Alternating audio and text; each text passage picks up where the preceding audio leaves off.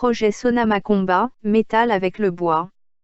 En 1983, j'ai travaillé pour la société de menuiserie, Sonamakomba, qui faisait partie de l'État algérien sur le projet de construction mis en place par le président Boumedienne dans les années 70.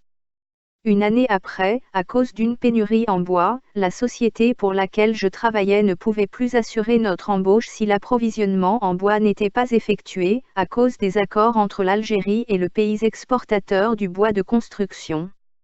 À l'époque, l'entreprise nous a annoncé qu'en cas de licenciement, nous n'aurions aucune indemnité de départ et retrouver un travail s'avérait difficile surtout pour un père de famille.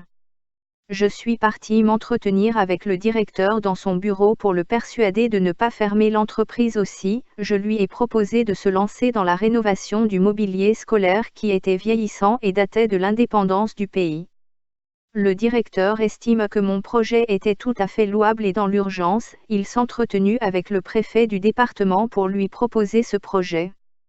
3 jours plus tard, le directeur me convoqua dans son bureau pour me confirmer que le projet avait été accepté et qu'il fallait présenter un modèle de mobilier de classe pour avoir le feu vert pour la fabrication.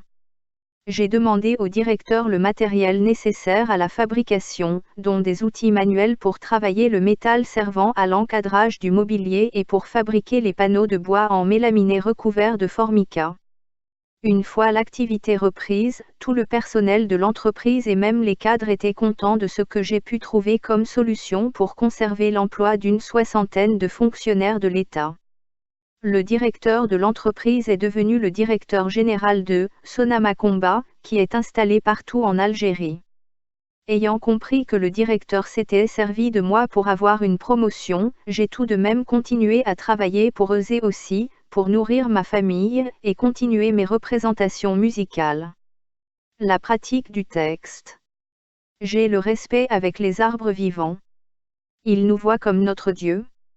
Nous nous servons des arbres morts pour fabriquer les panneaux. Grâce au mélaminé, la nature est libérée. Un artiste qui fait parler le bois avec le métal.